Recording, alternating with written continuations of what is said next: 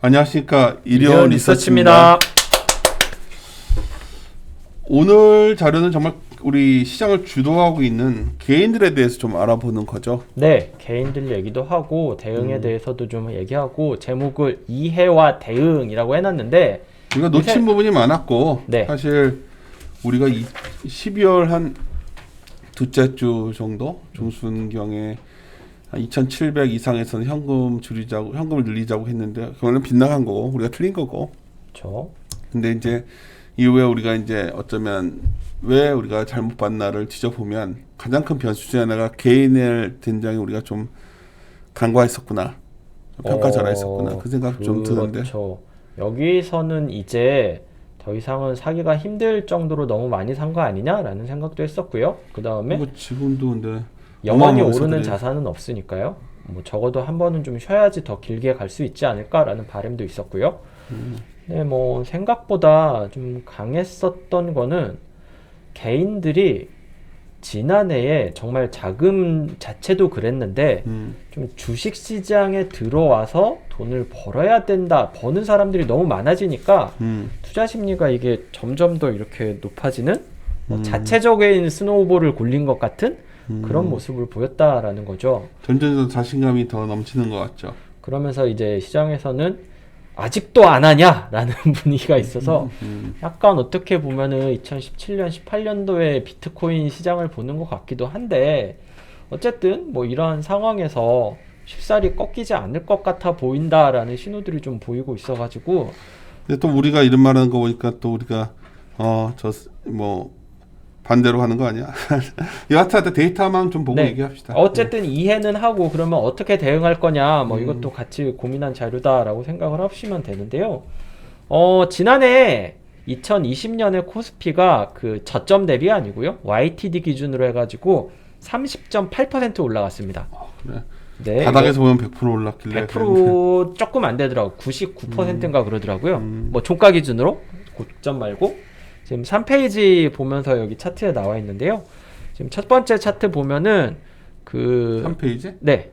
그 코스피가 그 첫 번째 그림에 보면 30.8% 오른 그림이에요. 보시는 것처럼 30.8%가 그렇게까지 높은 수치는 아니, 없었던 수치는 아닙니다. 물론 2010년도 이후에는 잘 없었던 수치죠. 1년에 30%면은. 근데 과거에 한 최근 10년 동안 그렇게 주식시장 변동성이 크지 않다가 이번에 좀 올라간 거를 생각했다면은 크기는 한데, 제 생각에는 더 중요한 거는 그 다음 페이지에 있는 다음 페이지가 아니라 3페이지 2, 3, 4번 그림에 있는 건데요. 전체 상승한 거래일의 수의 비중을 보면은 역대급이었다는 거죠, 2020년이. 그리고 이틀 연속 상승한 날, 3일 연속 상승한 날 역시 굉장히 높았다라는 겁니다. 뭘 사면 오르는 확률이 되게 높았구나. 그러니까 이게 주위에서 돈 번 사람도 있고 맨날 코스피 보면 오르는 것 같고 이러한 상황에서 안 하고 있으면 소외된다라는 느낌이 굉장히 들기 쉬운 상황이었다라는 거죠. 뭐 이게 어쨌든 투자 심리를 개선시키는데 굉장히 큰 역할을 했는데 이거를 생각보다 제가 간과한 게 문제였다, 이렇게 판단을 하고 있습니다.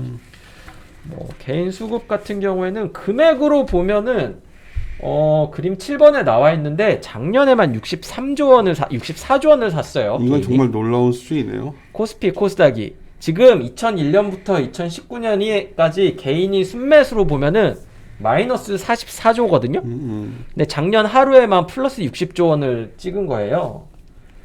그만큼 개인들이 뭐 아마 주식시장에 있는 분들 아무도 작년 같은 시장 못 봤을 겁니다. 굉장한 자금이 주식시장으로 몰려들어왔다는 거죠. 한국만 그러냐? 그렇진 않습니다. 미국도 마찬가지예요. 뭐 오른쪽에 제가 뭐 재밌어가지고 예전에 캡처해 놓은 거 이렇게 넣었는데 데이브 포트노이라는 사람이 있잖아요. 뭐 들어보신 분도 있을 텐데 이분이 뭐 스포츠 도박 이런 거 하시던 분이었는데 뭐 유명한 뭐 베팅하고 이런 거에 대해서 설명하고 하시는 분이었는데 스포츠가 이제 안 열리잖아요, 코로나 때문에. 그러니까 이분이 할 일이 없어가지고 주식을 했나봐요. 그래? 근데 방송을 하고 그랬는데 성과가 너무 좋았대요. 그래요? 그러면서 이렇게 구독자 수가 늘어나고 이러면서 워낙 인기를 얻으니까 작년 7월 달에 뭐라고 했냐면은 이제 워렌 버핏은 너무 늙었다. 이제 내 시대가 왔다. 어. 뭐 이런 말까지 했습니다. 그러면서 이렇게 사람들이 이제 무슨 주식 어떻게 될 것 같아요? 크루즈 업체 사야 돼요? 아니면 뭐 항공기 사야 돼요? 라고 했는데 이 사람이 뭐라고 하냐면은 제가 알려드릴게요. 첫 번째 룰 넘버 원 주식은 오르는 겁니다. 룰 넘버 투 사야 될지 팔아야 될지 헷갈리면 룰 넘버 원을 기억하세요. 라고 한 겁니다. 이야 진짜. 옛날 버펫이 말했던 거는 손해 보지 마라. 아, 네네. 손해 보지 마라. 리스크 관리의 중요성 이런 얘기를 했는데 완전히 이게 여러 가지를 대변하는데요. 그렇죠. 개인 투자자들 같은 경우에는 이거에 대해서 굉장히 열광을 했죠. 그러면서 아까 보셨던 것처럼 한국 시장에서 전체 거래일 1년 거래일 수 중에서 마이너스였던 날이 별로 없잖아요. 네. 역사상 가장 적은 수준이었잖아요. 그게 여기에 더 힘을 실어준 거죠. 미국 역시 우리만의 마찬가지. 현상이 아니라 글로벌하게 개인들이 굉장히 시장을 주도하는 그런 흥미가 네, 뭐 여기 뒷얘기 더 해드리면은 아까 그 트위터에 쓴 게 그 7월이었거든요. 아, 뭐 페이지는 여기 더 보셔도 되는데 5페이지. 네. 이분 그래서 요새 뭐 하시나 이렇게 봤는데 이게 심리상으로는 아 이렇게 주식하면 망했을 것 같은데 라고 생각을 할 수 있잖아요. 되게 성공하셨나 봐요. 지금은 이제 뭐 소기업들, 중소기업들 이렇게 굉장히 피해 입은 데 있잖아요. 네. 거기 이렇게 그 도네이션 받아서 그런데 도와주는 일 하고 계시더라고요. 야 대단한데 데이브 포토노이? 네, 포트노이. 이분 책 하나 쓴 거 없나? 개인의 새로운 아니, 뭐- 개인들의 성격을 파악하는 데 도움이 될까? 이거 그렇죠. 놀라운데요? 네, 어쨌든 고민될 뭐 때는 주식을 그냥 1번을 기억해라. 주식은 오르는 것이다. 네네, 주식은 항상 오른다. 어. 뭐 미국 시장은 작년만 보고 보면은 굉장히 잘 맞는 그 소리였죠. 근데 어쨌든 5페이지 넘어가가지고 그러면은 이제 개인들 같은 경우에는 많이 샀잖아요. 네. 외국인들 어땠느냐라고 하면은 팔았죠, 당연히. 지금 그림 9번에 있는 차트 두 개가 위쪽에 있는 하늘색은 외국인들 누적 순매수고요. 파란색은 코스피 코스닥 합쳐서 외국인 지분율입니다. 많이 낮아졌어요. 그런데 작년에 4분기에 다시 조금 반등했습니다. 달러가 달러가 약세로 가면서 원화가 강세로 가면서 외국인들 조금 지금 바닥에서 산 상황이라는 거죠. 여기에서 약간 걸리는 게 뭐냐면은 오른쪽에 있는 차트예요. 뉴욕 증시에 상장된 MSCI 코리아 ETF인데 이 하늘색 선이 뭐냐면은요. 여기 전체 상장 주식수에서 대차장고 비중입니다. 한국은 대차거래 금지돼 있잖아요. 공매도 금지된 상태인데 미국은 되거든요. 이 EWI ETF에 대해서 공매도를 하는 게 지금 뭐 2009년 이후 가장 높은 수준까지 올라갔다가 지금 약간 떨어진 상태라는 거죠. 근데 이게 이렇게 높다는 거는 공매도 친 게 그래 성공적이지 않았다는 거잖아요. 그쵸. 근데 이 상황에서 주가 지수가 이렇게 올라버리면은 쇼커버가 들어와야 되는 거죠. 오히려 더 사는 거 아니야? 더 사야 될 것 같아가지고 거기다가 또 원화가 여기서 다시 약세로 조금 보이기는 했지만 어쨌든 달러 레벨 자체가 낮은 상황이고 하다 보니까 어떻게 될지 모른다는 거죠. 과거에 정말 그러면은 외국인 쇼커버가 대차장고 비중이 10% 이상 넘어갔을 때 주시장 어땠느냐? 밑에 차트 두 개인데요. 두 가지입니다. 첫 번째 수익률이 안 좋았다라고 단정할 수는 없다라는 거죠. 쇼커버가 들어와가지고 오히려 수익률 좋았던 적은 과거에도 있었다는 거고요. 오른쪽에 있는 차트 대차장고가 이렇게 늘어나면은 외국인들 그 다음에 계속 팔았느냐? 아니라는 거죠. 산 경우도 있었다라는 겁니다. 단순히 대차장고 늘었다라는 말이 어떻게 보면은 시장 더 못 갈 것 같은데 라는 느낌을 자극을 할 수는 있는데 실제로 과거 데이터로 보면은 외국인 대차장고 증가가 한국 시장 약세로 이렇게 당연스럽게 나타나는 것은 아니었다. 이런 말씀을 드리고 싶은 거죠. 결국에는 이러한 상황에서 이 현상은 여기까지고 액션은 어떻게 취할 거냐 이게 사실 저는 중요하다라고 생각을 하거든요. 근데 여기서 이 현상을 좀 더 파악을 해야 됐던 게 지난 금요일 굉장히 시장 강세였잖아요. 왜 강세였냐? 이유 3개였어요. 첫 번째 현대차랑 애플이랑 협력을 할 거다. 이게 첫 번째 이슈였고요. 두 번째는 대만에 있는 TSMC가 이 가동이 중단됐기 때문에 삼성전자가 반사 이익을 받을 거다. 이게 두 번째였고, 세 번째는 MSCI에서 이 알리바바랑 텐센트가 제외될 수도 있다. 이 두 개 기업이 제외되면은 한국은 반사 이익을 받는다라는 게 거기다가 그날 외국인 매수가 있었기 때문에 이 기대가 엄청 많이. 네네 맞습니다. 이 세 가지 이유가 뭐 외국인 순매수랑 뭐 이렇게 주식시장 강세를 이끈 요인이었는데 제가 말씀드리고 싶은 건 뭐냐면은요. 이거를 종합해 보면은 대만, 한국, 중국이잖아요. 이 뉴스를 종합해 보면은 한국은 좋은 소식이죠. 대만은 뉴트럴이에요. 왜냐면은 TSMC의 가동 중단 이슈와 이 알리바바의 그 인덱스 제외로 인한 이 수급 유입 이 두 가지가 둘 다 들어가니까요. 중국 같은 경우에는 안 좋은 이슈입니다. 왜냐하면 수급 쪽에서 기업들 나가면은 당연히 기계적으로 팔아야 되니까요. 그러면 주가는 어땠느냐라고 보면은 밑에 쪽에 있는 그림 15번 보시면은 삼성전자, TSMC, 알리바바, 텐센트 다 올랐죠. 이 얘기는 뭐냐면은 이거는 뭔가 이상하다. 좋은 이슈가 있는 한국 기업도 오르고 나쁜 이슈가 있었던 중국 기업도 오르고 그 다음에 중립적이었던 대만 기업도 오른다라는 거는 사실 심리가 굉장히 좋다라는 거고요. 어떻게 보면은 삼성전자나 현대차가 다른 기업들 대비 좀 이렇게 과도하게 이 호재를 반영하고 있는 게 아니냐라는 생각도 하게 만드는 거다라는 거죠. 이거 뭐 대충 제가 계산을 해보니까 이 알리바바랑 텐센트가 MSCI 이머징 지수에서 차지하는 비중이 한 11% 정도 되거든요. 만약에 이 11% 정도 되는 기업들 나간다면은 한 방에 나간다면은 외국인들이 기계적으로 한국 시장 사야 되는 게 10조 이상은 되는 것 같더라고요. 제가 뭐 정확하게는 아니지만 대충 계산해 보니까 이게 한 방에 될지는 잘 모르겠으나 어쨌든 기대감이 좀 반영하는 것 같고 제가 봤을 때는 본질은 뭐냐면은요. 지금 시장에서 호재에 굉장히 반응하고 싶은 심리가 있다라는 거죠. 그 이유에 대해서는 저는 8페이지에 있는 그림 21번 차트를 좀 보여드리고 싶은데 시장이 좋았잖아요. 사고 싶어하는 투자자들은 굉장히 많아요. 근데 뭐 중소형주 많이 오른 거, 뭐 IT 소프트웨어, 뭐 그 배터리 관련 기업들, 전기차 관련 기업들 많이 오른 것 같으니까 덜 오른 거, 대형주 좀 변동성 작을 것 같은 거를 사고 싶어하는 심리가 있는 것 같아요. 그러면은 이 MSCI 이머징 피어 그룹 대비 밸류에이션이 낮은 시가총액 상위주가 뭐가 있냐라고 하면은 삼성전자, 하이닉스, 현대차, 모비스 네 가지입니다. 4개 기업들 같은 경우에는 밸류에이션은 MSCI 이머징 국가 대비 좀 낮은 수준이라는 거죠. 이러한 상황에서 호재가 나오면은 더 크게 반응을 한다라는 거예요.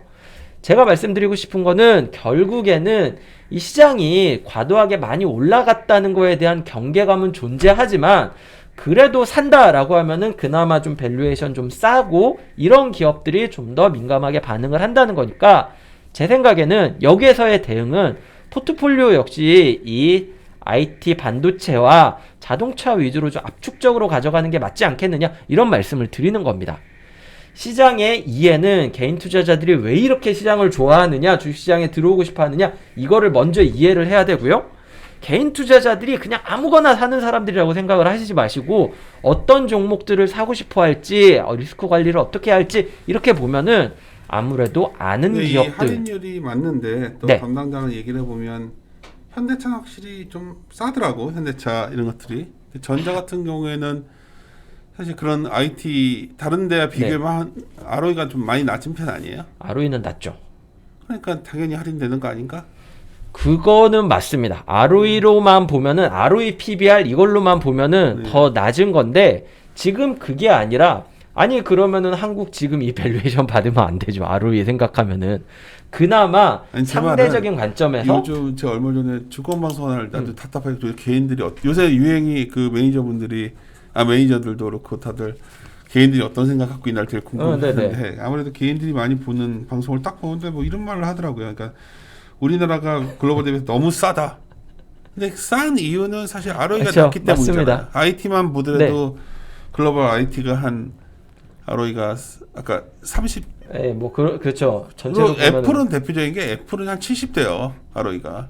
그래요? 왜냐면 애플은 50% 자사주 넘는 매입소가 건 알았는데. 가니까. 그러니까 근데 우리 ROE가 삼성전자가 한 10% 좀 넘죠. 10% 좀 넘을 거예요. 좋아서 우리 시장은 한 5%가 안 될 거고 지금. 그쵸? 지금 포워드로 땡겨오면은 6.6%. 뭐 이런 얘기하면은 아유 쟤를 올드하게 또 저런 얘기한다 할 텐데 사실 그게 상당히 저희들은 고민스러운 부분이에요. 그러니까 그런 어떤 우리가 생각보다 낮은 ROE 레벨에서 이거를 단순하게 상대 이걸로 봐야 되는 건지가 아니, 남는 숙제 아닐까요? 제가 말씀드리고 싶은 거는 지금 ROE로 보면은 다 비싸요. 근데 어떻게 보면은 2,750 이상을 얘기하지 못했었던 이유가 이 낮은 ROE 때문에 걱정을 했었던 그걸 거거든요. 잘못 봤던 거지 뭐. 그거는 뭐. 근데 어쨌든 이렇게 올라와 있고 그렇다면은 이것 때문에 경계감을 가져야 된다라고 생각을 하면은 어디가 좀 더 버퍼가 있을 거냐라고 한다면은 그나마 IT 자동차가 좀 더 IT 버퍼가 자동차 있는 건 있다는 나도 거죠. 오케이 인정하는데 받아들이고 그리고 이제 계속 담당자들 얘기하는 중인데 갑자기 얘기하다 보니까 네. 그거가 되게 좀 오해들은 하시지 말라는 거죠. 예를 그렇죠. 들어서 단순하게 PER을 봤는데 우리가 디스카운트 있다. 이거는 네네. 적절한 게 아니에요. ROE 레벨을 그거는 적절하지 않죠. 그렇죠. 그리고 특히 IT 같은 경우에는 굉장히 ROE가 높습니다. 네. 굉장히 높아요. 우리가 ROE가 너무 낮아요. 그래서 상대를 쌌던 거예요, 우리 시장이. 근데 예를 들어서 우리가 좋아지는 걸로 봐서 그 얼마 전에 얘기했지만 TSMC가 완전 레벨업 됐을 때 포드 PPR로 갔던 레벨 수준으로 삼성전자 적용하면 한 10만 원 나오거든요. 그만큼은 다 땡겨 써보는 거지 우리도 그냥 어디까지 갈 수 있나 맞습니다. 맥스로. 근데 오늘 어쨌든 아침에 보니까 거의 개선을- 9만 5천 원 정도 왔더라고. 그러니까 참 이럴 때마다 이게 뭔가 잘못 보고 있는 건가 또 고민도 저희도 하고 있다는 걸 말씀드린 거예요. 근데 알고 계셔야 되는 거는 IT들의 ROE는 상당히 높은 편이다. 그렇죠. 반면에 한국의 IT 기업들이 매우 좋은 기업에도 불구하고 주주 정책이 뭐 문제가 있을 수도 있는 거고 그래서 이런 문제가 나오는 거니까 하여튼 그것도 같이 참고하셨으면 좋겠네요. 뭐 어쨌든 ROE 낮은 거는 뭐 기정사실인 거는 맞아요. 다른 국가들에 비해서 맞고 그래가지고 단순히 이렇게 밸류에이션으로만 본다면은 디스카운트를 해소할 거다 이거에는 사실 한계가 있는 거는 맞는데 어쨌든 말씀드리고 싶은 거는 여기서는 중요한 건 대응이잖아요. 대응이라고 하면 어떻게 가져갈 거냐, 팔 거냐, 살 거냐라고 하면은 저는 아직도 조심해야 된다라고 생각을 하지만 그래도 포트폴리오를 줄일 때 가장 늦게 줄여야 되는 거는 IT, 반도체, 자동차인 것 같다? 이렇게 말씀을 드리는 이건 거죠. 다른 것들은 오르지도 않았는데 다른 거면 더 빠진다 얘기면 것도 우울한 얘기인데. 아니 뭐 다른 거 많이 올랐잖아요. 시가총액 상위에 있는 거 뭐 네이버, 그런 것들 예주화. 빼고 중소형주들은 알아서 먼저 빠지기 시작했던데 지금. 그러니까요. 지금 딱 투자 심리가 그건 것 같아요. 잘 모르는 기업들 이런 거는 좀 위험할 것 같으니까 여기서 만약에 새로 들어온다면은 내가 아는 기업들, 대형주들 좀 하락한다고 하더라도 장기 투자로 가져가도 좀 덜 부담스러운 기업들 이런 식으로 몰려들고 있는 것 같아요. 그래요. 하여튼 요즘 오늘 아침에도 모여서 한참 회의하면서 했던 얘기인데 정말 처음 보는 장이어서 네. 저 자신도 굉장히 당혹스럽고 일단 무엇을 놓쳤는가를 계속 저희들은 모여서 얘기를 하고 있는 중인데 아무리 해도 결론은 딱 하나가 나오더라고요. 개인들의 어떤 강한 어떤 주식시장 유입을 네. 우리가 놓친 부분이 있다. 네. 플러스 또 하나는 어쩌면 신기술 우리나라 산업의 재편 여러 가지를 또 우리도 계산을 해봤는데 그것만 갖고 설명하기에는 또 기업 자체의 경쟁 그러니까 주식으로서의 어떤 그 상대 비교를 해봤을 때 그렇게까지 또 우리가 엄청나게 매력적이지는 않았다는 거죠. 네. 그래서 그런 부분 차원에서 아까 ROE 잠깐 말씀드린 거니까 그것도 뭐 참고하셨으면 좋겠습니다. 여하튼 뭐 결론은 결국 자동차라든가 반도체라든가 이쪽으로 가는 게 맞다. 지금 개인들도 그런 현명한 선택을 한 거네요. 어떻게 저 정말 현명한 선택을 한 거고요. 기관 투자자들 역시 개인이 시장을 주도한다면은 그 심리를 읽어야 된다라는 게 결론입니다. 예, 마무리 짓도록 하겠습니다. 예. 함께 고민하시죠.